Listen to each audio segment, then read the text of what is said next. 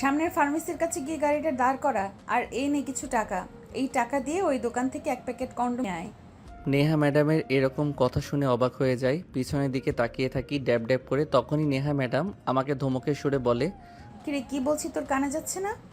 বললাম যে দোকানের সামনে গাড়িটা দাঁড় করা, আর টাকা নিয়ে গিয়ে ওই প্যাকেট কিনে নিয়ে আয়।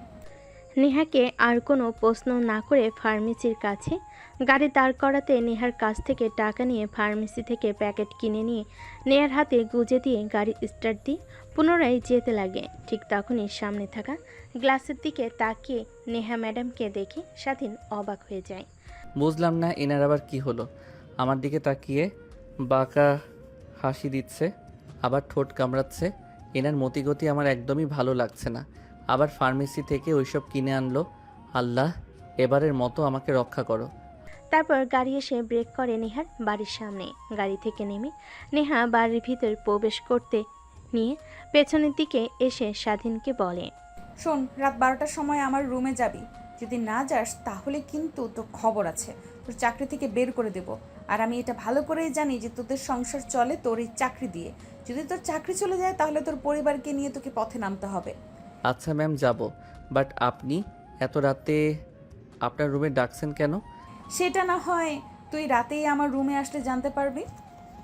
কথাটা বলে নেহা চলে যায় তার রুমে। কেন জানি স্বাধীনের তার বাবা মাকে দেখতে অনেক ইচ্ছে করে, তাই গাড়ি স্টার্ট দিয়ে পুনরায় তার বাসায় চলে যায়।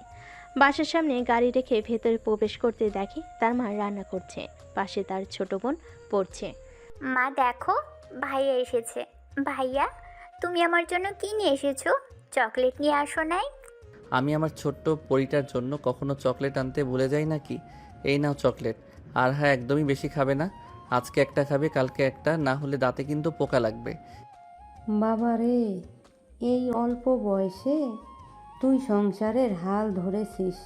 তোর বাবার অবস্থা দিন দিন অবনতি হচ্ছে। আজকে হসপিটালে নিয়ে গিয়েছিলাম। ওনারা বলেছে যদি 1 মাসের মধ্যে হার্ট অপারেশন না করি তাহলে তোর বাবাকে আর বাঁচানো যাবে না। তোকে কথাটা বলতে চাই না, তারপরও বললাম। তুই যেন কোনো চিন্তা করিস না, আল্লাহ একটা না একটা কিছু করবেই। কি বলছো তুমি? আগে বলবে না? আমাকে অপারেশন করতে কত টাকা লাগবে? আর ডাক্তার তো বলল অনেক টাকা লাগবে, প্রায় 20 লক্ষ টাকার মতো। আমরা কিভাবে এত টাকা জোগাড় করব? এই সামান্য বাড়িটুকু আছে, এটা বিক্রি করে দিলে তাও 10 লক্ষ টাকার মতো হবে। বাকি টাকা কিভাবে জোগাড় করব রে বাবা? মা, আমি যে বাসাতে কাজ করি ওই স্যারটা অনেক ভালো, গরিবদের অনেক সাহায্য করে। ওনারা তো বাসায় নেই, কালকে আসবে। কালকে আসলে বলি আমাকে দেখি টাকা দেয় নাকি। যদি দেয় তাহলে তো অনেক ভালোই হয়, বাবার চিকিৎসাটা অন্তত করতে পারবো। তারপর স্বাধীন তার মায়ের সাথে আরও কিছু কথা বলে রুমের মধ্যে প্রবেশ করে।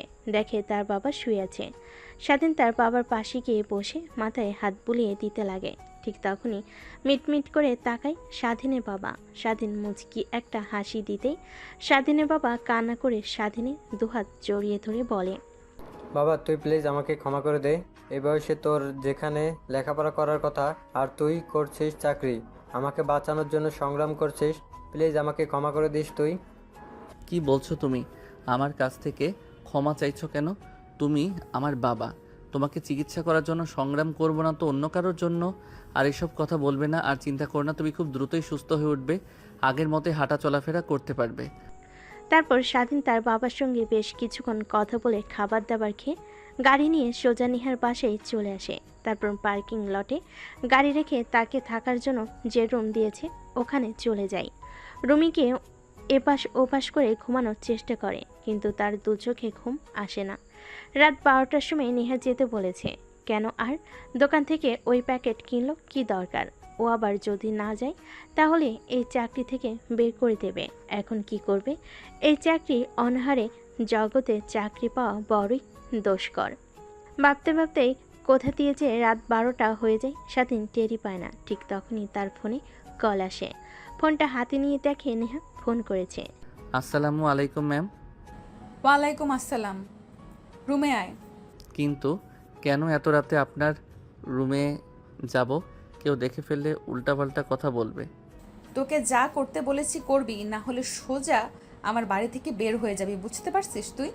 স্বাধীন আর কোনো কথা না বলে রুম থেকে বের হয়ে গুটি গুটি পায়ে বড় বাড়ির ভিতরে প্রবেশ করে। তারপর নেহার রুমের সামনে চলে যায়। দরজার কড়া নাড়তেই ওপাশ থেকে নেহা বলে, ভেতরে আয়, দরজা খোলা আছে। ভিতরে প্রবেশ করে দেখে নেহা নেই। ওয়াশরুম থেকে পানি পড়ার শব্দ আসছে। স্বাধীন বুঝতে পারে নেহা ওয়াশরুমে গিয়েছে। স্বাধীন তাই সেখানেই দাঁড়িয়ে থাকে। প্রায় 5 মিনিট পর নেহা নাইট ড্রেস পরে ওয়াশরুম থেকে বের হয়। স্বাধীন নেহার দিকে তাকিয়ে অন্যদিকে চোখ ফিরিয়ে নেয়। তো নেহার শরীরে পোশাক পরা থেকে না পরাটাই ভালো। পুরো শরীরের প্রত্যেকটা অঙ্গ প্রত্যঙ্গ দেখা যাচ্ছে। ম্যাম, আপনি আমাকে এত রাতে আপনার রুমে আসতে বলেছেন কেন? যদি কেউ দেখে ফেলে তাহলে স্যার শুনলে আমাকে চাকরি থেকে বের করে দেবে। আরে এত ভয় পাচ্ছিস কেন? আসল কাজ তো শুরুই করিনি এখনো। আর চিন্তা করিস না, কেউ বাবা মাকে কিছু বলবে না, সবাই ঘুমিয়ে পড়েছে, শুধু আমি আর তুই বাদে। কথাটা বলেই নেহা স্বাধীনের কাছে চলে আসে। তারপর স্বাধীনের ঠোঁটে নেহা তার আঙ্গুল স্পর্শ করতে লাগে। স্বাধীন রীতিমতো ঘেমে একাকার হয়ে যায়। ম্যাম, এসব কি করছেন? প্লিজ আমাকে ছেড়ে দেন। আপনার মতলব আমার একদমই ভালো লাগছে না। তোকে কি ছেড়ে দেওয়ার জন্য ধরেছি আমি? যা করছি তুই দেখে যা আর রেসপন্স কর, না হলে তোর কিন্তু খবর আছে, এই বলে দিলাম। কথাটা বলে নেহা স্বাধীনের শরীরের বস্নকাতর জায়গাগুলোতে স্পর্শ করতে লাগে। স্বাধীন পুতুলের মতো দাঁড়িয়ে আছে। কিরে তুই ছেলে মানুষ নাকি অন্য কিছু? আমি এত কিছু করছি তারপরও তোর কোনো রেসপন্সই দেখছি না। আচ্ছা ওয়েট, দরজা লাগিয়ে দিয়ে আসি, না হলে কেউ আবার দেখে ফেলতে পারে। তারপর নেহা কি দরজা লাগিয়ে দিয়ে আসে। স্বাধীন তখনও পুতুলের মতো সেখানে দাঁড়িয়ে থাকে। নেহা এসে স্বাধীনকে পিছন থেকে শক্ত করে জড়িয়ে ধরে ঘাড়ে অনবরত কিস করতে লাগে। ধ্যাৎ, আমি একটা মেয়ে, তোর এত কাছে আসছি আর তোর কোনো রেসপন্স নেই। দেখুন ম্যাম, আমি গরিব ঘরের ছেলে। আপনাদের অনেক টাকা পয়সা আছে, কিন্তু আমাদের টানে সামান্য কিছু টাকার জন্য আপনার বাসায় এসে কাজ করি। আর আপনি আমার সঙ্গে এই কাজ করতে পারেন না। স্যার ম্যাডাম আমাকে অনেক বিশ্বাস করে, আমি তাদের বিশ্বাসের বড় ক্লাবে করতে চাই না। প্লিজ আমাকে ছেড়ে দেন, আমি আমার রুমে যাব। দেখ, একদম না বোঝার মতো কথা বলবি না। মজা তুইও নিলে আমিও নিলাম, বিনিময়ে তোকে কিছু টাকাও দিলাম, সমস্যা নেই। নেহা টাকার কথা বলতে স্বাধীনে মনে পড়ে যায় তার বাবাকে চিকিৎসা করানোর জন্য অনেক টাকার প্রয়োজন। নেহাকে বলবে নাকি চিন্তা করতে থাকে। এটা দেখে নেহা বলে, কি ভাবছিস? দেখ, কেউ জানতে পারবে না, আমি আর তোর মধ্যে সীমাবদ্ধ হয়ে থাকবে, আর দুইজন অনেক এনজয় করতে পারবো। তোকে বিনিময়ে কিছু টাকাও দেব, তুই টেনশন নিস না, বাবা মা কেউ জানতে পারবে না। প্লিজ ম্যাম, আমাকে যেতে দিন। আমার বাবার চিকিৎসা করানোর জন্য অনেক অনেক টাকা দরকার, তাও আবার 1 মাসের মধ্যে। আমি যেভাবেই পারি টাকা জোগাড় করে আমার বাবার চিকিৎসা করাবই। প্লিজ আমাকে যেতে দেন। কথাটা বলে নেহার কাছ থেকে নিজেকে ছাড়িয়ে নেয় স্বাধীন। তারপর দরজা খুলে বাইরে বের হতে যাবে। ঠিক তখনই পেছন থেকে নেহা শার্টের কলার চেপে ধরে ঝাটকা টান দিতে স্বাধীন তাল সামলাতে না পেরে খাটের উপর গিয়ে পড়ে যায়। নেহা গিয়ে স্বাধীনের উপর বসে পড়ে। 2 হাত দিয়ে স্বাধীনের 2 হাত শক্ত করে ধরে ফেলে। আমার মনে আর দেহে আগুন লাগিয়ে দিয়ে তুই বাহিরে যাবি, তা তো আর হতে দেব না। আমাকে শান্ত করে তবেই যাবি, না হলে তোর খবর আছে। তুই যেহেতু কিছু করবি না, দেখ আমি কি করতে পারি। কথাটা বলে নেহা স্বাধীনের ঠোঁটের সঙ্গে ঠোঁট লাগিয়ে চুষতে লাগে। প্রায় 5 মিনিট পর নেহা স্বাধীনকে ছেড়ে দেয়। নিজেও হাঁপাতে লাগে, স্বাধীনও হাঁপাতে লাগে। তারপর স্বাধীনকে নেহা শক্ত করে জড়িয়ে ধরে বলতে লাগে, তুই কেন বুঝিস না? তোকে আমার খুব দরকার। আচ্ছা ওয়েট, তোর বাবাকে চিকিৎসা করানোর জন্য কত টাকা লাগবে? কেন, আপনি সেটা শুনে কি করবেন? বলতে বলেছি বলবি। এত রাগ দেখাচ্ছিস কাকে তুই? হ্যাঁ, ভুলে যাস না, আমি কিন্তু মারলে কি আর মেয়ে, তোকে চাইলে কিন্তু চাকরি থেকে বের করে দিতে পারি। 20 লক্ষ টাকা লাগবে, আর ভাবতেই পারতেছি না কিভাবে এই 1 মাসের মধ্যে 20 লক্ষ টাকা জোগাড় করব। তোর বাবার চিকিৎসা করানোর জন্য যত টাকা লাগবে আমি দেবো, বিনিময়ে তোকে আমার একটা কাজ করে দিতে হবে। নেহার মুখ থেকে এমন কথা শুনে স্বাধীন অবাক হয়ে যায়। নেহার দিকে প্রশ্নবোধক দৃষ্টি নিক্ষেপ করে বলে, আমি আমার বাবাকে বাঁচানোর জন্য যে কোনো কাজ করতে রাজি আছি। আপনি শুধু আমার বাবার চিকিৎসা করানোর জন্য 20 লক্ষ টাকা দিন।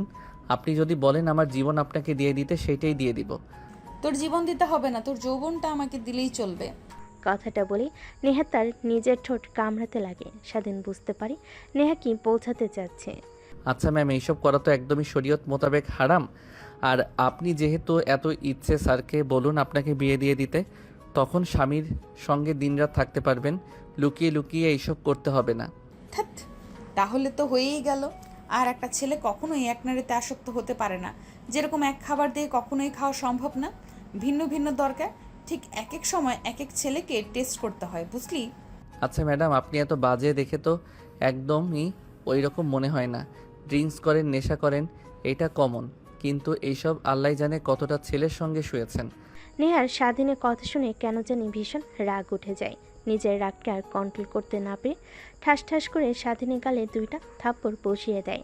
তারপর রাগের দৃষ্টিতে কিছুটা স্বাধীনের দিকে ঝুঁকে বলতে লাগে, দেখ, তোর কাছ থেকে কোনো কথা শুনতে আমি রাজি না।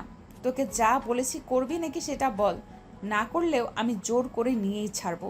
তোকে আমার মনে ধরেছে। আর হ্যাঁ, একটা কথা, তুই প্রথম যে কিনা এই নেহার দেহ ভোগ করবি। ঠিক তখনই স্বাধীনের চোখে ভাসতে লাগে তার বাবার হাসি মাখা মুখটা। স্বাধীন বুঝতে পারে কোনোভাবেই এই মাসের মধ্যে কেন আগামী 10 বছরও 20 লক্ষ টাকা কোনোভাবেই জোগাড় করতে পারবে না। এখন শুধুমাত্র নেহার সত্যটা মানলেই তার বাবাকে চিকিৎসা করা সম্ভব। কি হলো, তুই তোর বাবাকে বাঁচাতে চাস না? আর যদি তুই আমার সঙ্গে এই কাজটা না করিস, তাহলে তুই যেখানেই যাস আমি তোর চাকরি করতে দেব না। সবখানে গিয়ে সবাইকে মানা করে দিব, আর দেখব তুই তোর বাবাকে কিভাবে চিকিৎসা করাস। স্বাধীন বুঝতে পারে সে ফেঁসে গেছে। নেহার সত্ত্বে রাজি হয়ে যাওয়া ছাড়া কোনো উপায় নেই। তাই স্বাধীন বলে, আচ্ছা ঠিক আছে, আমি আপনার সব শর্তে রাজি আছি। তাহলে শোন, প্রথম শর্ত, কোনো মেয়ের দিকে একদমই তাকানো যাবে না আমি ব্যতীত। দ্বিতীয় শর্ত, আমি যখন বলবো যেইভাবেই হোক তোকে আমার রুমে আসতে হবে, আর আমাকে সুখ দিয়ে তবে তোকে যেতে হবে। এর আগে গেলে তোর বাবাকে আমি মেরে ফেলবো। তৃতীয় শর্ত, একদমই এই বিষয়ে কাউকে বলবি না। চতুর্থ শর্ত, আমার বান্ধবীরা আসলে ওদের কাছ থেকে সব সময় দূরে দূরে থাকার চেষ্টা করবি, কারণ ওরা আমার থেকে বেশি লুচ্ছি। ঠিক আছে। তাহলে আয় আমার কাছে, দীর্ঘ প্রতীক্ষার অবসান ঘটুক। তারপর স্বাধীন ধীরে ধীরে নেহার দিকে যেতে লাগে। এক পর্যায়ে নেহার শরীর থেকে সম্পূর্ণ পোশাক খুলে ফেলে স্বাধীন। প্রত্যেকটা স্থানে কিচ করতে লাগে। স্বাধীনের প্রত্যেকটা স্পর্শে কেঁপে উঠতে লাগে। এক পর্যায়ে নেহা বলে ওঠে, ড্রয়ারের মধ্যে ওইটা আছে। তারপর এর আগে একদমই যদি উল্টাপাল্টা কিছু হয়ে বাচ্চা পেটে চলে আসে তখন কি হবে? তারপর স্বাধীন ড্রয়ার খুলে প্যাকেটটা বের করে নেহাকে সুখ দিতে লাগে। দুজন হারিয়ে যায় ভালোবাসার এক অটল গভীরে। ভালোবাসা বললে ভুল হবে। দুই শরীরের লালসায় পড়া এক মেয়ের তার বাবাকে চিকিৎসা করানোর জন্য এত টাকা প্রয়োজনে এক ছেলে এভাবে কেটে যেতে লাগে প্রায় 3 ঘন্টা। নেহা স্বাধীনের বুকের উপর শুয়ে থাকে, ঘন ঘন নিঃশ্বাস ফেলতে লাগে। স্বাধীনে কেন জানি নিজের অজান্তে তার চোখ দিয়ে 2 ফোঁটা পানি বের হয়ে যায়। স্বাধীন তার হাতের উল্টো পিঠ দিয়ে মুছে ফেলে। বান্ধবীদের কাছ থেকে শুনেছি এইটাতে নাকি অনেক সুখ, কিন্তু কখনো বিশ্বাস করিনি। আজ হাড়ে হাড়ে উপলব্ধি করতে পারলাম। এর জন্যই ওরা বলতো, বিশ্বাস কর তুই প্রথম ছিলি। এই দেখ তার প্রমাণ। তারপর নেহা স্বাধীনকে বিছানার চাদরে দেখাতে লাগে রক্তের ছিটা পড়ে আছে। স্বাধীন বুঝতে পারে নেহা যতই খারাপ হোক না কেন, কিন্তু এর আগে কখনোই এই কাজ করেনি। এটা তার প্রমাণ। আমি এত সুখ কখনো ভাবতেও পারিনি এইটার মধ্যে। চল বিয়ে করে ফেলি, লুকিয়ে লুকিয়ে এইসব করা থেকে ভালো, তাই না? তোকে আর হারাতে চাই না আমি। কথাটা শুনে স্বাধীন বাঁকে একটা হাসি দেয়। তারপর বুকের উপর থেকে নেহাকে সরিয়ে ফ্লোর থেকে শার্ট প্যান্ট তুলে পরিধান করে নেয়। তারপর নেহার সামনে দাঁড়িয়ে হাসতে হাসতে বলে, ম্যাম, আপনি বড়লোক আবার আদরের দুলালি, আর আমরা অনেক গরিব। আমি হয়তোবা আপনার দেহের লালসা কমাতে পারবো, কিন্তু আপনার চাহিদা না। আপনি প্রত্যেক দিন খরচ করেন 1 লক্ষ টাকার উপরে, আর জানেন আমার 1 লক্ষ টাকা ইনকাম করতে 6 মাস লেগে যায়। আর হ্যাঁ, আপনার শর্তের কথা যেন মনে থাকে, আমার বাবার চিকিৎসা করাতে চেয়েছেন। মনে আছে কালকে সকালে তুই বলিস তোকে ব্যাংক থেকে টাকা তুলে দেব, আর যাস না? আর একবার চল না। স্বাধীন নেহার আর কোনো কথা না শুনে এক প্রকার দৌড়ে রুম থেকে বের হয়ে যায়। নেহা খাটের পর শুয়ে থেকে স্বাধীনকে দৌড়ে রুম থেকে বের হয়ে যেতে দেখে হাসতে লাগে। তারপর খাট থেকে উঠে বিছানার চাদর সরিয়ে অন্য একটি চাদর পেরে ওয়াশরুমে চলে যায় ফ্রেশ হওয়ার জন্য। ফ্রেশ হয়ে রুমে এসে ঘুমিয়ে পড়ে। অন্যদিকে স্বাধীন নিজের রুমে গিয়ে ফ্রেশ হয়ে ঘুমিয়ে পড়ে। পরের দিন সকালবেলা স্বাধীনের ঘুম ভাঙে অনেক দেরিতে। শোয়া থেকে উঠে ব্রাশ হাতে নিয়ে টি শার্ট আর ছোট প্যান্ট পরে বাইরে চলে যায়, গাড়ি ধুতে লাগে। অন্যদিকে নেহা কফির মগ হাতে নিয়ে বেলকনিতে এসে দাঁড়ায়, স্বাধীনের দিকে অপলক দৃষ্টিতে তাকিয়ে থাকে। হঠাৎ স্বাধীনের নজর ওই দিকে যেতেই চোখ সরিয়ে নেয়। গাড়ি পরিষ্কার করে রুমে চলে আসে, ফ্রেশ হয়ে পোশাক পরিবর্তন করে বাইরে গাড়িতে বসে অপেক্ষা করতে লাগে, কারণ একটু পর নেহা কলেজে যাবে। যেই কথা সেই কাজ, নেহা বাহিরে আসে কলেজে যাওয়ার জন্য। আজকে অনেক লেট হয়ে গেল, একটু একটু তাড়াতাড়ি যাবি। ঠিক আছে ম্যাম। তারপর স্বাধীন গাড়ি স্টার্ট দিয়ে যেতে লাগে। নেহার কলেজের দিকে যাবার সময় স্বাধীন অনেকবার ব্যাক গ্লাসে লক্ষ্য করেছে নেহা তার দিকে তাকিয়ে থাকে। কলেজের বাইরে গাড়ি ব্রেক করতে নেহা থেমে যায়। শোন, 2টা ক্লাস করে বাসায় যাব, ভালো লাগছে না আমার। তুই এইখানেই অপেক্ষা করবি, কোথাও যেন না যাস, মনে থাকে যেন। ঠিক আছে ম্যাম। তারপর নেহা কলেজের ভিতর প্রবেশ করে। স্বাধীন সকালে না খাওয়াই অনেক ক্ষুধা লাগে, পাশে থাকা একটা দোকানে গিয়ে কলা পাউরুটি কিনে খেতে লাগে। অন্যদিকে নেহা কলেজে প্রবেশ করতে তার বান্ধবীরা নেহার দিকে এগিয়ে আসে। কিরে, কাজ হয়েছে কি? আর বলিস না, এত ভীতু যা বলার মতো না। হয়তো বা ওর প্রথম দিন ছিল, একটু খুব একটা মজা নিতে পারে নাই, রাখ সেই সকল কথা। চল ক্লাসরুমে যাই। দেখ, তোর আনন্দ ফুর্তি করা শেষ হয়ে গেলে আমাকে দিবি, আমি একদম পার্মানেন্ট করে রাখবো। খুব পছন্দ হয়েছে আমার। তোর বাবার যদি ড্রাইভার প্লাস বডিগার্ড না হতো, তাহলে আমি আমার বাসায় ওকে রেখে দিতাম ড্রাইভার হিসেবে। ওকে বাবা, তোদের কথা মাথায় থাকবে আমার। তারপর নেহার বান্ধবীরা নেহাকে অনেক কথা বলতে লাগে। অন্যদিকে নেহার অনেক রাগ হতে লাগে আর বান্ধবীর কথা শুনে কিন্তু কিছুই বলে না। দেখতে দেখতে 2টা ক্লাস শেষ করে বাইরে চলে আসে। নেহার সব বান্ধবীরা নেহার সামনে বসতে যাবে, এর আগে নেহার আরেকটা বান্ধবী সামনে বসে পড়ে। নেহা বলতে গিয়েও কিছু বলতে পারে না। তারপর স্বাধীনকে রেস্টুরেন্টে যেতে বলে নেহার বান্ধবী। গাড়ির বক্সে গান লাগিয়ে নাচতে লাগে। অন্যদিকে স্বাধীন ড্রাইভিং করছিল মন দিয়ে। ঠিক তখনই পাশ থেকে নেহার বান্ধবী স্বাধীনের পায়ের উপরে অনেকবার হাত রাখে। বারবার স্বাধীন সরিয়ে দিল, মানে না। নেহা এইটা দেখে অনেকটা রেগে যায়, কিন্তু কাউকেই কিছু বুঝতে দেয় না। রেস্টুরেন্টের সামনে গিয়ে গাড়ি ব্রেক করতে নেহা আর তার বান্ধবীরা সবাই বের হয়ে খাবার খেতে লাগে। তারপর খাওয়া দাওয়া করে সবাই যে যার বাসায় চলে যায়। নেহাকে নিয়ে স্বাধীন নেহার বাসার দিকে রওনা হয়। রাস্তার মধ্যে স্বাধীন ড্রাইভিং করতে করতে নেহাকে বলে, ম্যাম, সাথী ম্যামকে আর সামনে বসতে দিবেন না। ড্রাইভিং করতে অনেক ডিস্টার্ব করে। উনি শুধু আজকে নয়, পড়ার সময় উনি সামনে বসে আমার পায়ে হাত রাখে, অনেক বাজে বাজে ইশারা করে। আর ম্যাম, আপনি যে বললেন আমার বাবার চিকিৎসা করানোর জন্য টাকা দেবেন ব্যাংক থেকে তুলে। নেহার কথা মতো স্বাধীন ব্যাংকের সামনে গাড়ি ব্রেক করে। নেহা ব্যাংকের ভিতর ঢুকে প্রায় 20 মিনিট পর হাতে একটা ব্যাগ নিয়ে বের হয়। স্বাধীনের দিকে এগিয়ে দিয়ে বলে, ঠিক আছে, ওকে বলে দেব তোর সঙ্গে আর যেন ওই ব্যবহার না করে। আর সামনের ব্যাংকটাতে ব্রেক কর, তোকে টাকা উঠিয়ে দিচ্ছি। এই ব্যাংকের ভেতরে 20 লক্ষ টাকা আছে, তোর বাবাকে চিকিৎসা করাবি। আর শোন একটা কথা, তোকে যে আমি এতগুলো টাকা দিয়েছি কেউ যেন জানতে না পারে। ঠিক আছে ম্যাম, আপনি অনেক বড় উপকার করলেন আমাকে। আচ্ছা ম্যাম, আপনাকে একটা কথা বলি, রাগ না করলে। আচ্ছা বল, রাগ করবো না। আপনি তো পারলেই আমাকে এমনিতে এতগুলো টাকা দিতে পারতেন, তাহলে অযথা অবৈধ সম্পর্ক করার মানে কি ম্যাডাম? দেখেন, আমি টাকা পাওয়ার পর এটা বোঝাতে চাচ্ছি না যে আপনার শর্ত মানতে নারাজ, কিন্তু একটা কথাই বলবো, এই পৃথিবীতে চিরকাল বাঁচবেন না, একদিন না একদিন মরে যেতে হবে। তখন আল্লাহর কাছে গিয়ে কি জবাব দেবেন? স্বাধীনের কথা শেষ না হতেই স্বাধীনের ফোন বেজে ওঠে। মায়ের নাম্বার দেখে নেহার কাছ থেকে পারমিশন নিয়ে রিসিভ করে কানের কাছে ধরতে ওপাশ থেকে কান্নার কণ্ঠ শুনতে পায়। স্বাধীন তড়িঘড়ি করে গাড়ি ব্রেক করে নেহার সিট বেল্ট পরে, তেমন কিছু হয় না। বাবা, কই তুই?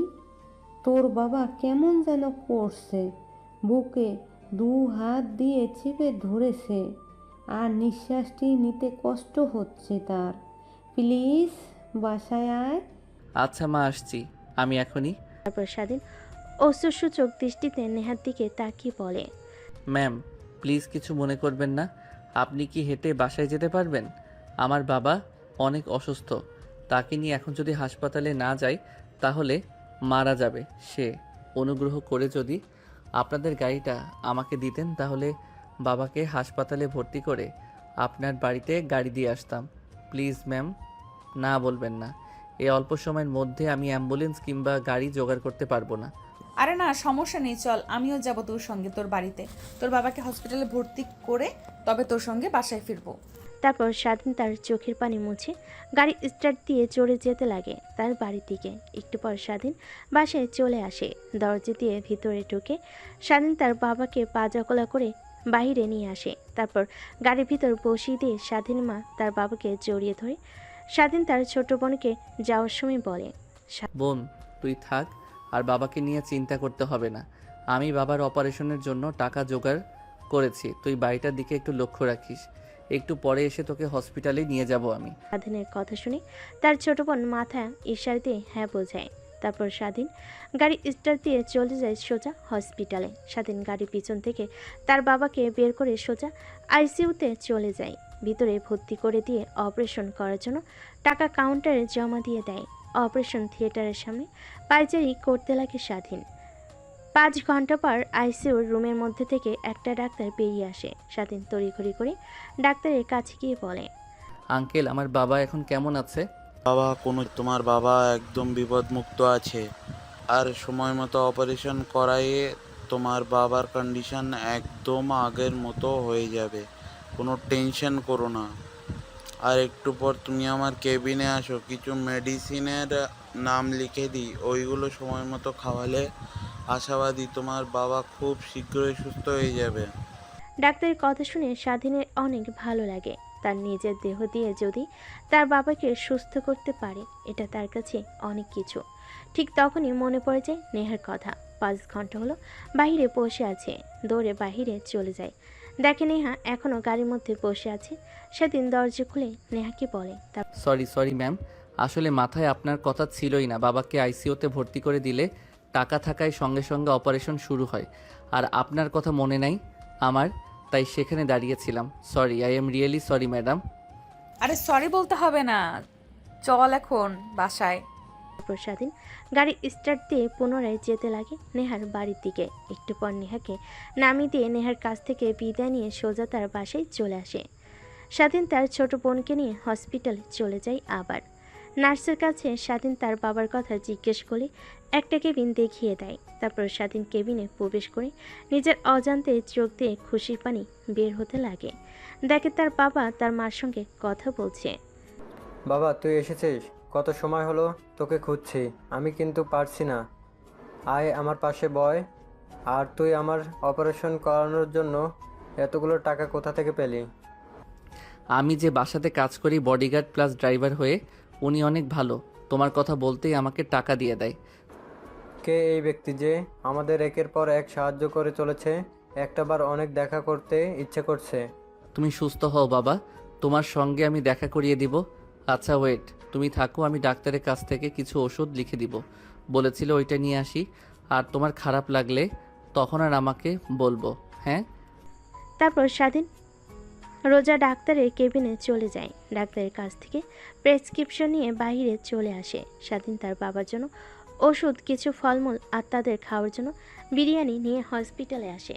স্বাধীন অনেক দিন পর তার বাবার সঙ্গে মন খুলে গল্প করছে। কতদিন হলো যে এভাবে কথা বলে না। দেখতে দেখতে কোথা দিয়ে যে সময় পেরিয়ে যায় সেদিকে স্বাধীনের কোনো খেয়ালই নেই। রাত যখন প্রায় 9টা, তখন তার ফোন বাজতে লাগে। কেবিন থেকে বের হয়ে ফোনটা হাতে নিয়ে দেখে নেহা ম্যাম ফোন করেছে। স্বাধীন ফোনটা রিসিভ করে বলতে লাগে, আসসালামু আলাইকুম ম্যাম। ওয়ালাইকুম আসসালাম। কোথায় তুই? আর তোর বাবা এখন কেমন আছে? জি ম্যাম, বলবো। এখন অনেকটাই সুস্থ। আর যদি আপনি না থাকতেন তাহলে আমার বাবার চিকিৎসা করাতে পারতাম না। অনেক অনেক ধন্যবাদ ম্যাম আপনাকে। ধন্যবাদ দিতে হবে না, তোকে যা বলেছি শুধু সেই শর্তগুলো মেনে চললেই হবে। ও আচ্ছা, তাহলে আমাকে বাসায় আসতে হবে আপনার। ওয়েট, একটু পর বাবার কাছ থেকে বিদায় নিয়ে আসছি। কথাটা বলে স্বাধীন ফোন রেখে দেয়। নেহা ওই পাশ থেকে হ্যালো হ্যালো বলতে লাগে। নেহার অনেক রাগ হয়, কিন্তু কিছুই বলে না। একটাবার আগে আসুক, তারপর ওর ব্যবস্থা করবে। এসবই ভাবছে বেলকনিতে দাঁড়িয়ে। কফির মগ হাতে নিয়ে আকাশের দিকে তাকিয়ে স্বাধীন কেবিনে প্রবেশ করে। তার বাবা মার সঙ্গে আরও কিছুক্ষণ আড্ডা দিয়ে বিদায় নিয়ে বাহিরে চলে আসে। তারপর স্বাধীন গাড়ি নিয়ে হাসপাতাল থেকে বের হয়ে সোজা নেহার পাশে চলে আসে। পার্কিং লটে গাড়ি রেখে স্বাধীন তার রুমে যায় ফ্রেশ হওয়ার জন্য। ফ্রেশ হয়ে পোশাক পরিবর্তন করে অপেক্ষা করতে লাগে রাত 12টা হবার। 12টা বাজার সঙ্গে সঙ্গে স্বাধীন মেন দরজা দিয়ে ভেতরে প্রবেশ করে। তারপর সোজা নেহার রুমের সামনে চলে যায়। দরজায় কড়া নাড়তেই দরজা খুলে যায়। স্বাধীন আর অনুমতি না নিয়ে ভিতরে প্রবেশ করে। দরজা লাগিয়ে যে পিছনে ফিরবে অমনি নেহা স্বাধীনকে ঠাস ঠাস করে 2টা থাপ্পড় লাগিয়ে দেয়। এই জন্যই তোর মতো ছোট লোকের বাচ্চাদের মাথায় তুলতে চাইনি। সামান্য ছাড় দিছি আর মাথায় উঠে বসছিস, তাই না? আমার অনুমতি না নিয়ে তুই রুমে প্রবেশ করলি কেন? আর তোর সাহস কি করে হয় আমার কথা শেষ না হতেই ফোন রেখে যাস? কি ভাবছিস তুই তোর সঙ্গে ভালো ব্যবহার করছি দেখে তুই পার পেয়ে যাবি? না মানে ম্যাম সরি, তখন ওইভাবে কথা বলার জন্য আর অনুমতি না নিয়ে আসার জন্য। হয়েছে, এখন আর তোর কোনো কথাই শুনতে চাচ্ছি না। আমি রুম থেকে বের হয়ে চলে যা। স্বাধীন মাটির দিকে তাকিয়েছিল, হঠাৎ নেহার দিকে তাকিয়ে দেখে ওই দিনের মতো পাতলা নাইট ড্রেস পরে আছে। ভিতরে সব কিছুই দেখা যাচ্ছে। কেন যেন স্বাধীনের অনেক লোভ হতে লাগলো। ধীরে ধীরে স্বাধীন নেশার ঘরে তলিয়ে যেতে লাগলো, যে নেশা নারীর। এই কুত্তার বাচ্চা, কি বলছি তোর কানে যাচ্ছে না? তোকে রুম থেকে চলে যেতে বলেছি, আবার আমার দিকে এইভাবে তাকিয়ে আছিস? তুই আমার কেনা গোলাম, এখন থেকে তোকে যখন যা বলবো তাই করবি, আমার পারমিশন মতো চলবি। তোকে কি ফোন করে আসতে বলেছি আমি? তুই আমার রুমে এসেছিস? নেহার কথাগুলো যেন স্বাধীনের কান অব্দি পৌঁছালো না। অবলোক দৃষ্টিতে তাকিয়ে থাকে নেহার দিকে। নেহা খানিকটা ভয় পেয়ে যায় স্বাধীনের তাকানো দেখে। স্বাধীনের কাছে এসে ঠাস ঠাস করে থাপ্পড় দিয়ে বলে, কি বলছি তোকে, তুই শুনতে পারছিস না নাকি? রুম থেকে বের হয়ে যা।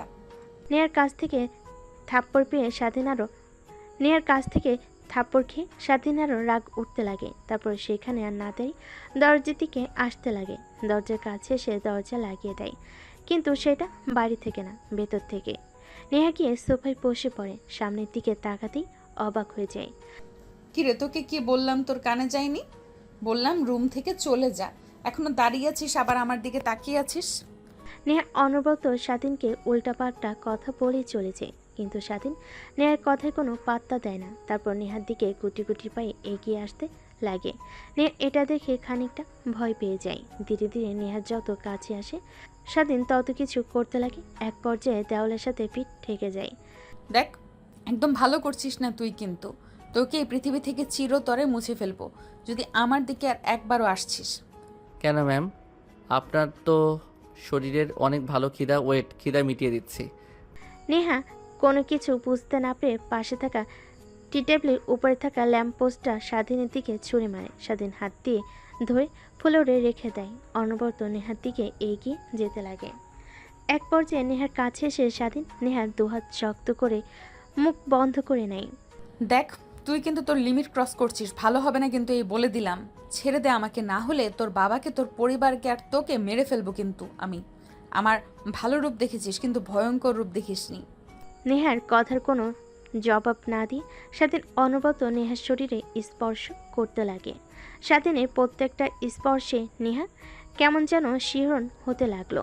এক পর্যায়ে স্বাধীন নেহাকে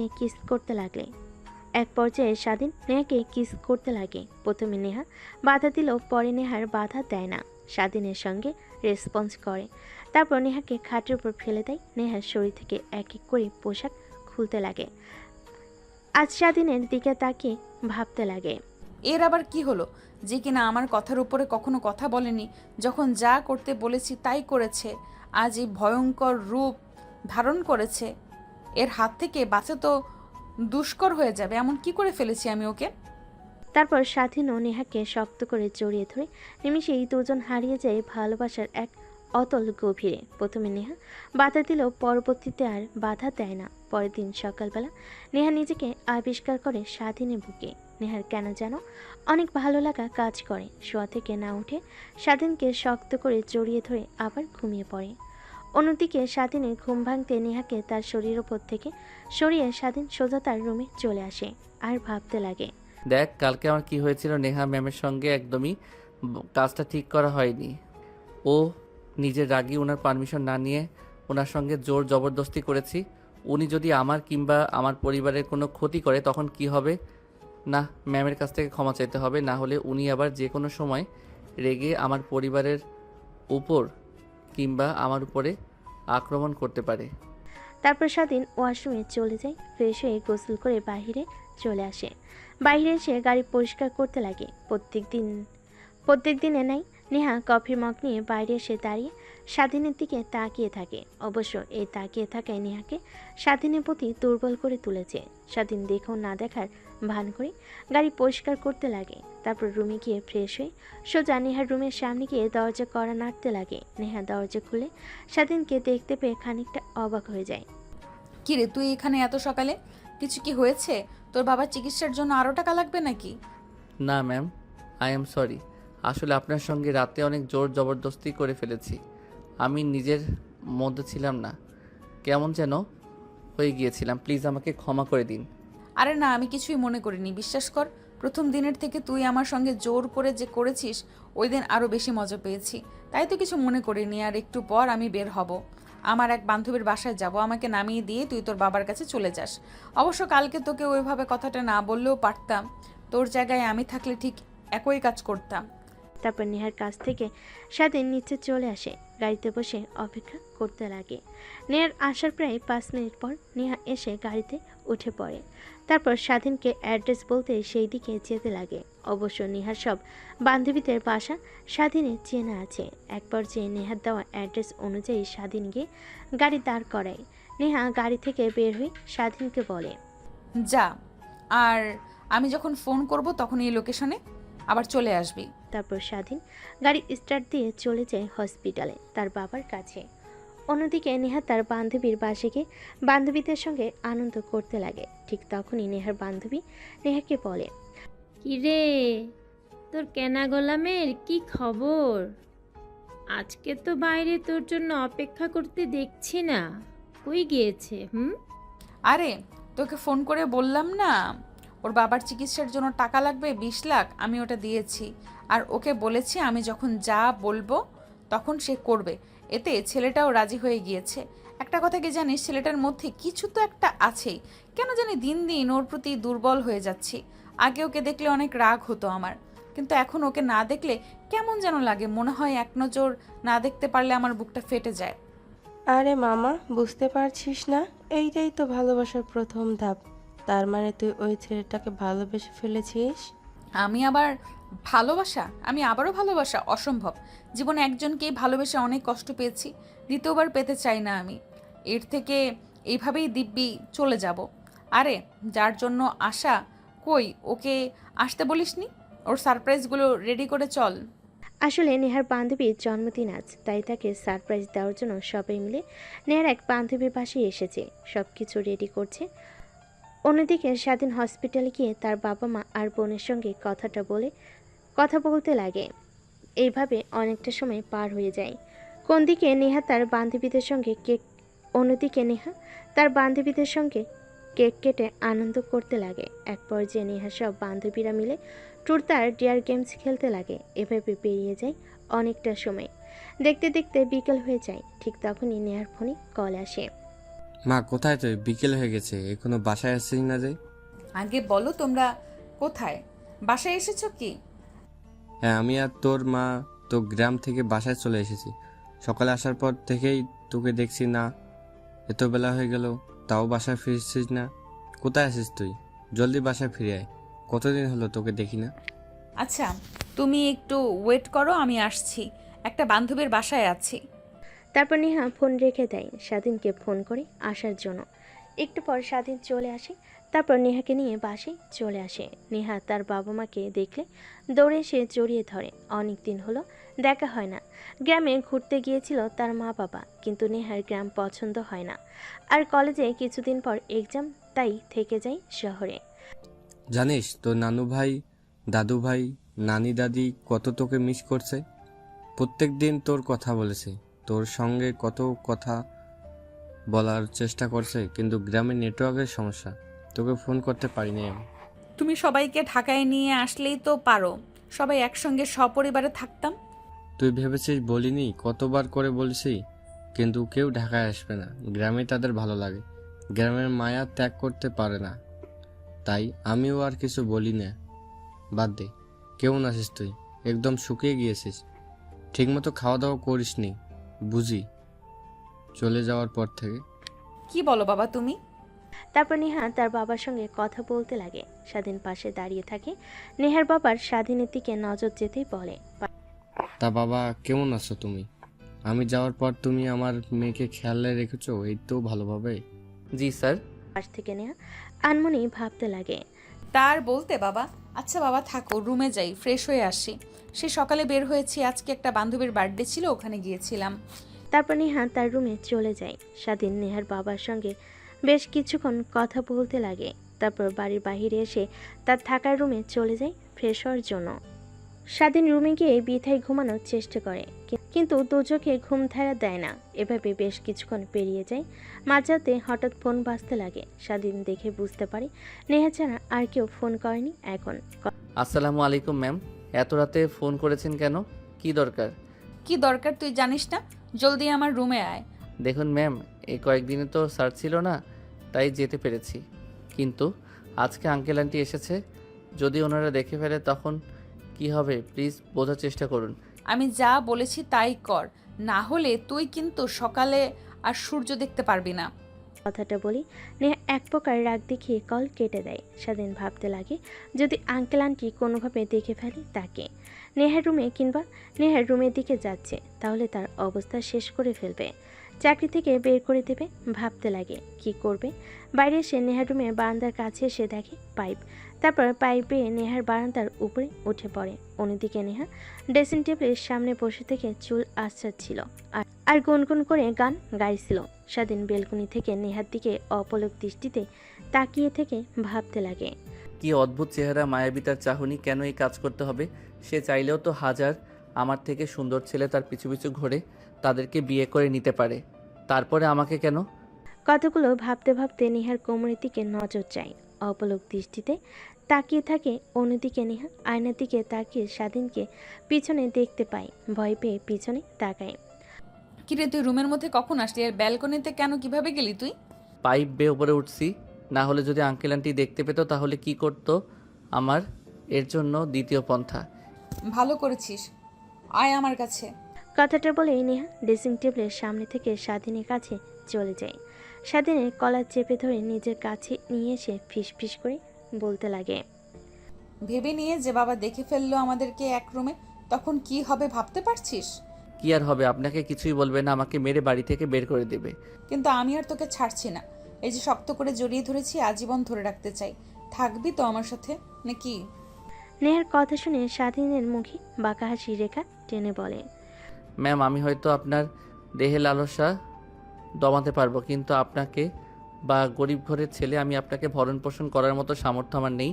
আপনি কি ভাবছেন তা বুঝতে পারছি, আমি কিন্তু সেই ভাবনাটা একদম মাথা থেকে ঝেড়ে ফেলেন না, না হলে আপনার এই ক্ষতি হবে। আর আমি তো আপনাকে কথা দিয়েছি যে আপনি যখন যা বলবেন তাই করব, তারপরে মিথ্যা কোনো সম্পর্কে মরে জড়াবেন আপনি। আমার কিছু লাগবে না, তোকে লাগবে। এই অল্প কিছু দিনে বুঝতে পেরেছি, হারে হারে টের পেয়েছি। চল আমরা কালকে বিয়ে করে ফেলি, এইটা আমাদের জন্য ভালো হবে। তখন আর লুকিয়ে লুকিয়ে দেখা করতে হবে না আমাদের। হা বাদ দিন ম্যাম, এখন যার জন্য ডেকেছেন সেইটা করেন। কথাটা বলে স্বাধীন নেহাকে শক্ত করে জড়িয়ে ধরে এক এক করে নেহার শরীর থেকে কাপড় খুলতে লাগে। স্বাধীন কেন জানি স্বাধীনের প্রত্যেকটা স্পর্শে কেঁপে কেঁপে উঠতে লাগে। আজকে তো প্রথম নয়, তারপর কেন এমন লাগছে। তার পরপরই স্বাধীন নেহাকে নিয়ে খাটের উপর পড়ে যায়। নিমিষেই হারিয়ে যায় দুজন ভালোবাসার অতল গভীরে। অন্যদিকে নেহার বাবা রাতের অনেক পানি পিপাসা লাগে। টেবিলের উপরে গ্লাস ফাঁকা দেখে পানি নেওয়ার জন্য নিচে নামতে লাগে। নেহার রুমের কাছে আসতেই গোংরানোর শব্দ শুনতে পায়। নেহার বাবা নেহার রুমে আরেকটু কাছে গিয়ে দরজার সঙ্গে কান লাগিয়ে স্বাধীন আর নেহার ফিসফিসে কথা শুনতে পায়। নিমিষে নেহার বাবা রেগে লাল হয়ে যায়, যেন স্বাধীনকে সে কাছে পেলে কাছে চিবিয়ে খাবে। তারপর নিচে চলে যায় পানি খাওয়ার জন্য। পানি খেয়ে নিচে বসা রুমে বসে অপেক্ষা করতে লাগে স্বাধীনে আসার। অনেকক্ষণ সময় পার হয়ে গেলেও স্বাধীনের নাম গন্ধ নেই। তাই নিচে আর না বসে থেকে নেহার রুমের দিকে অগ্রসর হয়। নেহার রুমে গিয়ে দরজায় কড়া নাড়তে লাগে।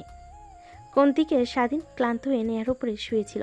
ঠিক তখনই দরজার কর্নারের ধ্যান ভেঙে যায় দুজনে। তারপর তড়িঘড়ি করে নেহার উপর থেকে উঠে পড়ে স্বাধীন। ফ্লোর থেকে প্যান্ট আর শার্ট নিয়ে পরিধান করে নেয়। নেহ তাড়াতাড়ি পোশাক পরে নেয়।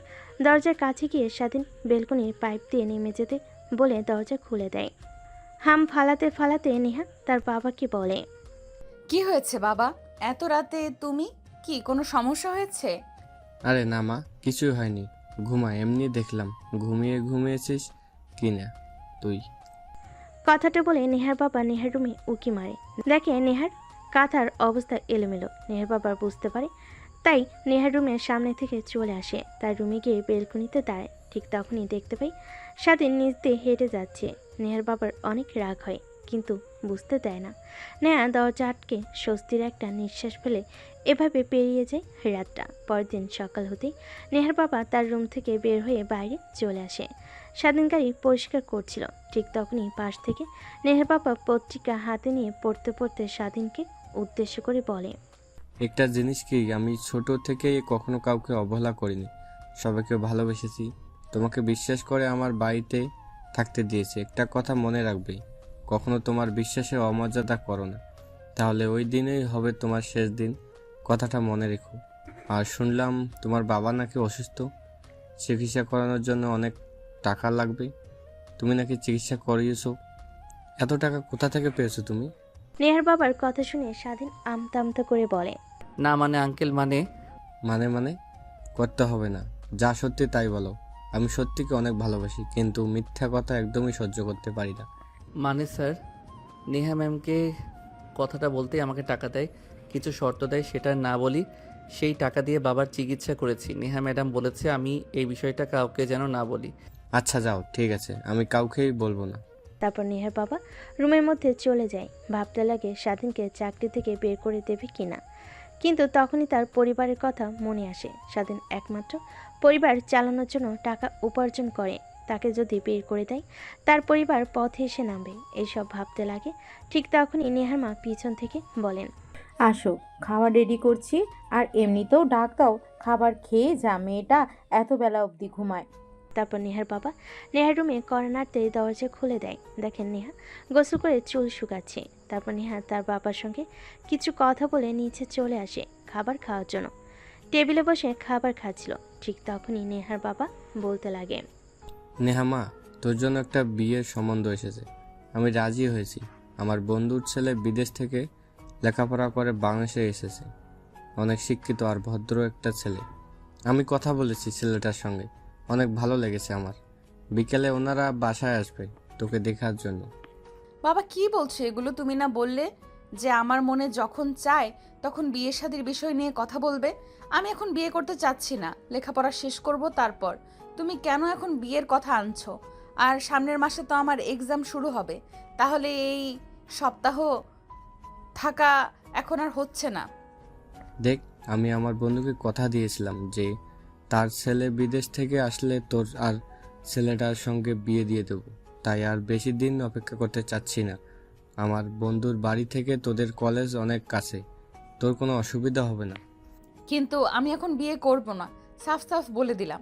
তারপরেও যদি তোমরা এই বিষয়টা নিয়ে সামনে এগো তাহলে আমাকে হারিয়ে ফেলবে তোমরা। কথাটা বলে নেহা খাবারের প্লেট ফ্লোরে ছুঁড়ে মারে। তারপর খাবারের টেবিল থেকে উঠে তার রুমে চলে যায়। নেহার মা নেহার বাবাকে উদ্দেশ্য করে বলে, কি হয়েছে তোমার? নেহাকে বিয়ে দিয়ে দেওয়ার জন্য এত উঠে পড়ে লেগেছো কেন? মেয়েটা তো এখনো অনেক ছোট, সবেমাত্র ইন্টার থার্ড ইয়ারে লেখাপড়া করছে। আর একটু লেখাপড়া করুক, আর একটু ম্যাচিওর হোক, সংসারের কিছুই বুঝবে না এখনো। তুমি তো তোমার মেয়ের দিকে কোনো নজর রাখো না, রাতে কি করে সে জানো?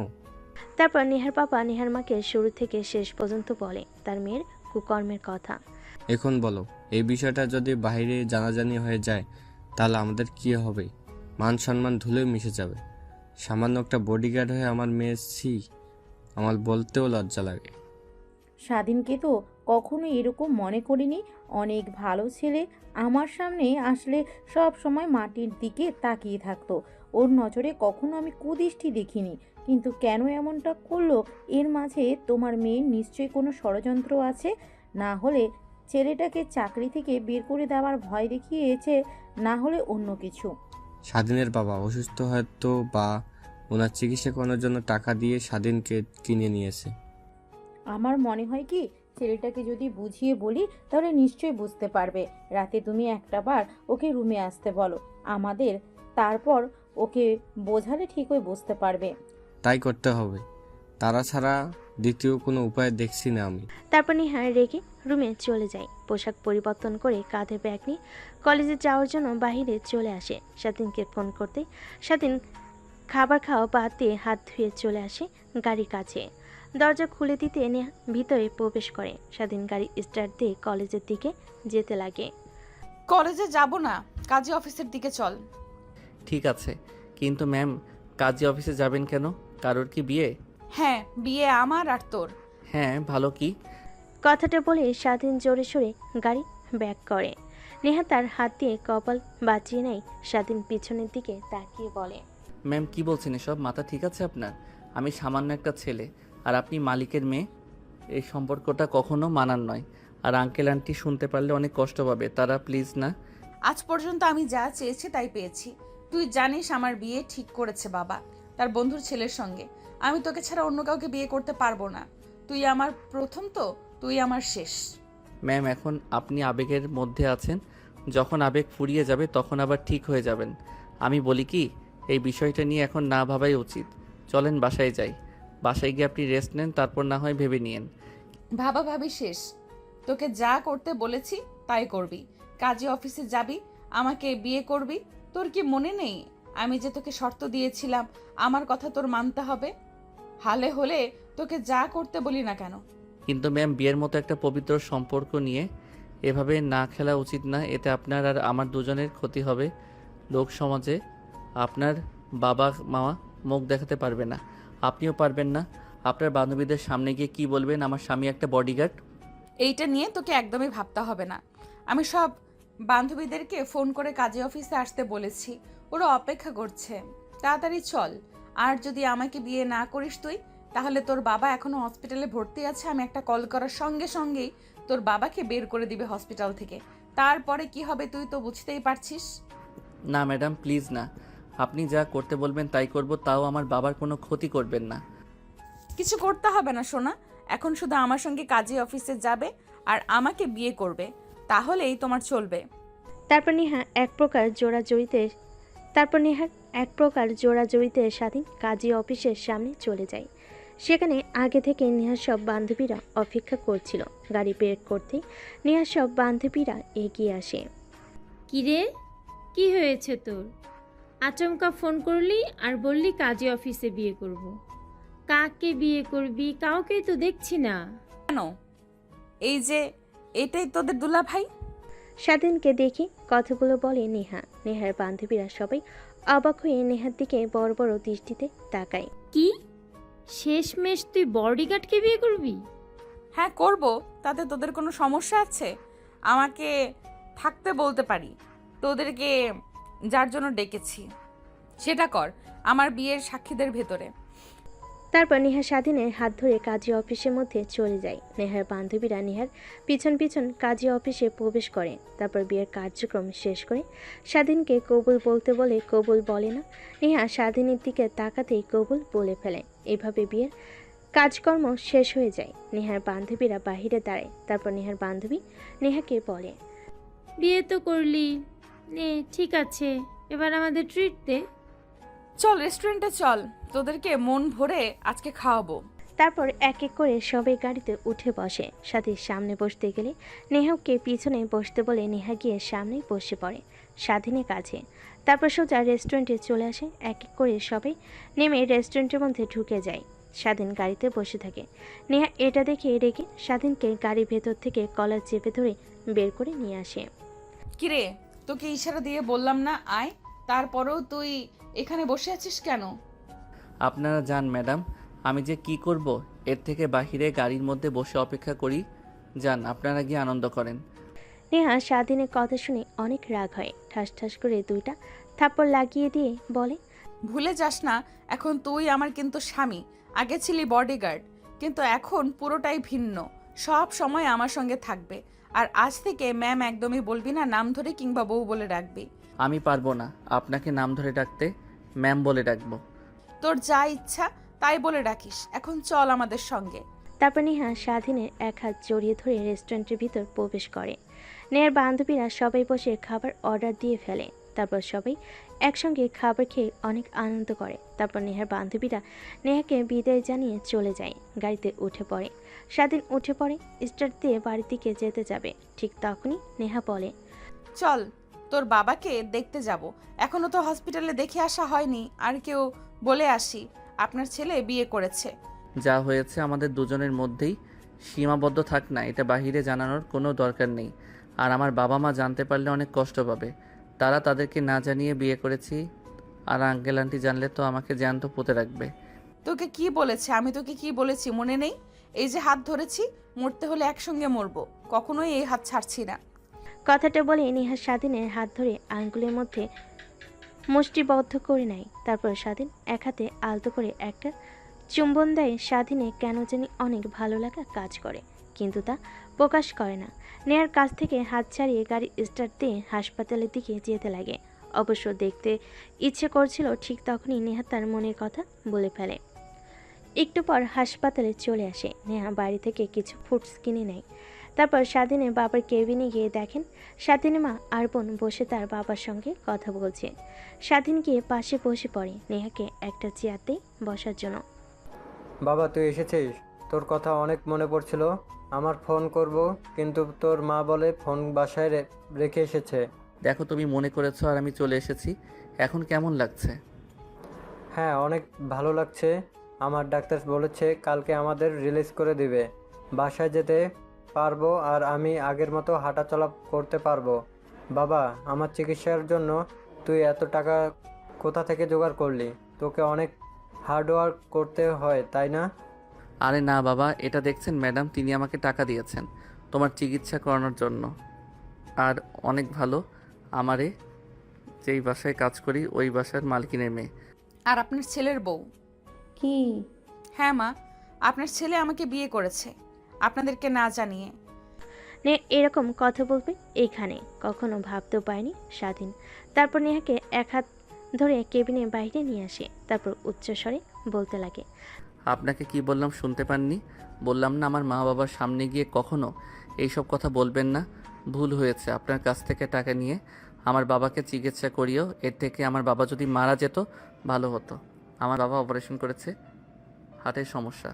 যদি আবার কিছু হয় তাহলে আপনার খবর আছে। তুমি আমাকে এইভাবে কথা বলতে পারলে? তোমার স্ত্রীকে রেগে কথা বলতে পারলে? যাও, তোমার সঙ্গে আর কোনো কথা নেই আমার। তারপর নেহা স্বাধীনকে রাগ দেখিয়ে স্বাধীনের সামনে থেকে হসপিটালের বাইরে চলে আসে। স্বাধীন কেবিনে প্রবেশ করে স্বাধীনের মা আর তার বাবা তার দিকে অগ্নি দৃষ্টিতে তাকিয়ে থাকে। বিশ্বাস করো বাবা মা, উনি যা বলছেন একদমই মিথ্যা কথা। সব সময় ফান করে তো, তাই তোমাদের সঙ্গে দুষ্টামি করেছে। উনি আমার মালকিনের মেয়ে, উনি কখনো আমাকে বিয়ে করতে পারে? তাহলে মেয়েটাকে এইভাবে হাত ধরে বাহিরে নিয়ে গেলে কেন? আর কোথায় চলে গেলে? নাকি ভিতরে নিয়ে আয়? ধন্যবাদ বলতে হবে তো, বাবাকে এতগুলো টাকা চিকিৎসার জন্য দিয়েছে সে।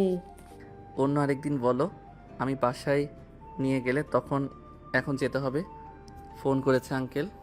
আর কালকে আমি এসে তোমাদেরকে নিয়ে বাসায় রেখে আসবো। তারপর স্বাধীন তার মা বাবার কাছ থেকে বিদায় নিয়ে চলে আসে হসপিটালের বাইরে। এসে দেখে নেহা রাগ করে গাড়িতে বসে আছে। স্বাধীন গাড়ি স্টার্ট দিয়ে যেতে লাগে। পিছন থেকে নেহা ভাবতে লাগে, এ কাকে বিয়ে করলাম? স্ত্রী রাগ ভাঙাতে পারে না। তারপর স্বাধীন গাড়ি চালাতে চালাতে বলতে লাগে, জানি না ম্যাম কিসের জন্য আমাকে বিয়ে করেছেন, কিন্তু কখনোই আমার কাছ থেকে স্বামীর অধিকার আশা করবেন না। হ্যাঁ, এটা আশা করতে পারেন আপনার শারীরিক চাহিদা পূরণ করতে পারবো, কিন্তু কখনো স্বামীর যে ভালোবাসা ওইটা কখনো আমার কাছ থেকে পাবেন না আপনি। কেন জানি স্বাধীনের বলা কথাগুলো নেহার বুকে তীরের মতো বেঁধে, কিন্তু স্বাধীনকে কিছু বলতে দেয় না। মন মারা হয়ে যায় স্বাধীনের কথা শুনে। একটু পর গাড়ি এসে ব্রেক করে বাড়ির সামনে। গাড়ি থেকে নেমে সোজা রুমে চলে যায়। দরজা লাগিয়ে দিয়ে কান্না করতে লাগে। জীবনে কখনো কাউকে ভালোবাসলাম না, এত ছেলে আমার পেছনে ঘুরলো, কখনো কাউকে পাত্তাও দিলাম না, শেষমেশ এমন একজনকে ভালোবাসলাম যে কিনা কখনো আমাকে মেনে নিতে পারবে না। মানবে কি করে? আমি তো তাকে সামান্য টাকা দিয়ে দেহের লালসা মিটিয়েছি। অনেক বাজে মেয়ে, আমাকে হিসেবে সে চেনে, কখনো স্ত্রী হিসেবে মানতে পারবে না। এইটা তো যে কোনো ছেলেই। কথাটা ভেবে নেহা কান্না করতে লাগে। অন্যদিকে নেহার মা মেয়েকে রেখে রুমে গিয়ে দরজা আটকে দিতে দেখে নেহার মা রুমের সামনে এসে দরজায় কড়া নাড়তে লাগে, কিন্তু নেহা দরজা খোলে না। এক পর্যায়ে নেহার মা অনেক ভয় পেয়ে যায়। তারপর নেহার বাবার কাছে গিয়ে বলে, নেহা এই যে শুনছো, নেহা রুমে এসে দরজা লাগিয়ে দিয়েছে। এত টাকাটাকি করছি কিন্তু দরজা খুলছে না। কি হয়েছে তুমি একটু আবার দেখো তো। বাবা কথাটা শুনে অনেক ভয় পেয়ে যায়। দৌড়ে নেহার রুমের সামনে চলে যায়, দরজায় কড়া নাড়তে লাগে। ওই পাশ থেকে নেহা নিজেকে সামলে নিয়ে বলে, আমি একদম ঠিক আছি, তোমরা যাও, আমাকে একটু একা থাকতে দাও। তুমি একটা কাজ করো, স্বাধীনকে ফোন করে আসতে বলো। ও তো নেহার সঙ্গে সারাক্ষণ থাকে, কি হয়েছে ওর কাছ থেকে জানতে পারবে। স্বাধীন বাধ্য ছেলের মতো নেহার বাবার রুমে আসে। নেহার বাবা ও স্বাধীনের কাছে এসে বলে, দেখো বাবা, তোমাকে আমার ছেলের মতো মানে, তোমাকে চাকরি দিয়েছে। তোমার দুর্দশা দেখে আমার তোমার কথা শুনে এবং তোমাকে দেখে এখনো আমার অনেক ভালো লাগে। তুমি মনোযোগ দিয়ে কাজ করো। কি করি বলো? নেহার কি হয়েছে? রুমে এসে কান্না করছে কেন? স্যার, আপনাদেরকে সব কথা বলবো, প্লিজ আমাকে চাকরি থেকে বের করে দিবেন না, তাহলে আমার পরিবারের না খেতে পেয়ে মারা যাবে। আর আমি নেহা ম্যামের কাছ থেকে দূরে দূরে থাকবো, উনাকে ডিভোর্স দিয়ে দিব। স্বাধীনের কাছ থেকে এরকম কথা শুনে নেহার বাবা মা অবাক হয়ে যায়। তারপর স্বাধীন নেহার বাবা মাকে শুরু থেকে শেষ পর্যন্ত বলে তাদের বিয়ের বিষয়। নেহার বাবা মা দুজনে অবাক হয়ে যায়। তারপর স্বাধীন রুম থেকে চলে যায়। তারপর নেহার বাবা মা আর দুজনে দুজনের মধ্যে কথা বলতে লাগে। তোমাকে বলেছিলাম না, তোমার মেয়ে নিশ্চয়ই স্বাধীনকে কোনো না কোনো চক করে ফেলেছে, না হলে ছেলেটা কখনোই এই কাজ করতো না। দেখেছো, আমার কথা সত্যি হলো। আর আমি বলি কি, তুমি ওদের সম্পর্কটা মেনে নাও, না হলে অনেক ভালো। আর আমাদের তো টাকা পয়সার কোনো অভাব নেই, একমাত্র মেয়ের সুখ মানে আমাদেরও সুখ, কি বলো। তারপর নেহার বাবা ভাবতে লাগে, নেহার মায়ের বলা কথাগুলো ঠিকই তো বলেছে, ছেলেটা অনেক ভালো, যতটুকু সে চেনে। তারপর সে রাজি হয়ে যায়। স্বাধীনকে ডেকে নিয়ে এসে, দেখো বাবা, তোমরা যা করছো একদম ঠিক করো নাই। তারপরেও আমি আর তোমার আন্টি তোমাদের সম্পর্কটা মেনে নিয়েছি। এখন তুমি আমার মেয়েকে কীভাবে রাগ ভাঙাবে আর আমার মেয়েকে নিয়ে সুখে থাকবে তুমি জানো না। তুমি জানো, হ্যাঁ, আরেকটি কথা, আমার মেয়েকে কখনো যেন দুধ খেয়ে থাকতে না দেখে, তাহলে তোমার কিন্তু খবর আছে। স্বাধীন কথাটা শুনে অবাক হয়ে যায়। নেহার মা বাবাকে সালাম করে। তারপর নেহার মা আর বাবার সঙ্গে কিছু কথা বলে নেহার রুমের সামনে চলে আসে। দরজায় কড়া নাড়তে লাগে, কিন্তু নেহা দরজা খোলে না। স্বাধীন নেহাকে ডাকতে লাগে, দরজা খুলে দিতে বলে, তুই এসেছিস কেন? আমি তো বাজে মেয়ে, আমি তো স্ত্রী হওয়ার যোগ্য না, অনেক খারাপ মেয়ে, তারপরও আবার আমাকে ডাকতে এসেছিস? যা এখান থেকে। নেহা আর কোনো কথা বলতে না দিয়ে নেহাকে সরিয়ে রুমের মধ্যে প্রবেশ করে। সেদিন দরজা আটকে দিয়ে নেহার দিকে বাঁকা দৃষ্টিতে তাকায়। এটা দেখে নেহা অবাক হয়ে যায়। স্বাধীনকে দেখে রেগে বলতে লাগে, দেখ, আমি কিন্তু চিৎকার দেব, বাবা মা কিন্তু নিচে বসে আছে, ওনারা যদি শুনতে পায় আর তোকে যদি দেখে আমার রুমে, তাহলে তোকে মেরে ফেলবে। তুই যা, রুম থেকে বের হ। ওনারাই তোমার কাছে পাঠিয়েছে আমাকে। মানে? নেহাকে আর কোনো কথা বলতে না দিয়ে স্বাধীন নেহাকে শক্ত করে জড়িয়ে ধরে তারপর ঠোঁটের সঙ্গে ঠোঁট লাগিয়ে চুষতে লাগে। প্রায় 5 মিনিট পর নেহাকে নিয়ে খাটের উপর পড়ে যায়। নেহা স্বাধীনের বুকের উপর থেকে মাথা তুলে বলে, ড্যাব ড্যাব করে তাকিয়ে থাকে। এটা দেখে স্বাধীন বলতে লাগে, আঙ্কেল আন্টিকে সব কথা বলে দিয়েছি, তারা প্রথমে অনেক রাগ হয়, হয়তোবা পরবর্তীতে তারা আমাদের সম্পর্কটা মেনে নেয়। আর আরেকটি কথা, তোমাকে অনেক অনেক ভালোবাসি সেই প্রথম থেকেই, কিন্তু কখনো বলতে পারিনি। আমার আর তোমার সম্পর্কের মধ্যে অনেকটা তফাৎ ছিল, কিন্তু এখন বলতে আর কোনো তফাৎ নেই। তার মানে তুমি আমাকে ভালোবাসতে, তাহলে প্রকাশ করনি কেন? ওই যে দুইজনের মধ্যে শক্ত একটা প্রাচীর ছিল, তাই কিছু বলতে পারিনি। তা এখন আমার বাবুর মায়ের কি রাগ ভাঙছে? না, ভাঙেনি। বাবুর মায়ের বাবু লাগবে, যত দ্রুত পারো বাবুর মাকে বাবু এনে দাও। কথাটা বলে স্বাধীনের বুকের মাঝে আর নেহা মুখ লুকায়। উপর থেকে জড়িয়ে ধরে হারিয়ে যায় ভালোবাসার এক অতল গভীরে, যেখানে তারা বাবু প্রস্তুত করছে। আর জানতে হবে না আপনাদের, বিয়ে করেন তারপর জানতে পারবেন।